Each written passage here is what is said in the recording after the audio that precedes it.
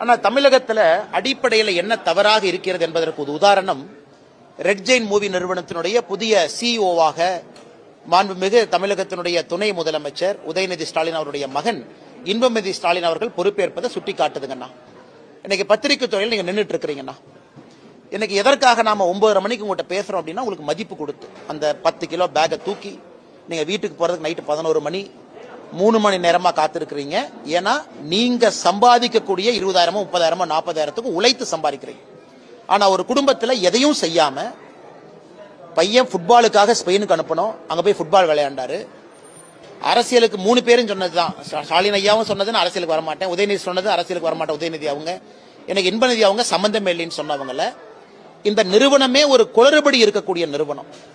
இந்த நிறுவனத்தை பொறுத்தவரை பணம் எப்படி வருது, பணம் எப்படி போகுதுன்னு யாருக்குமே தெரியாது.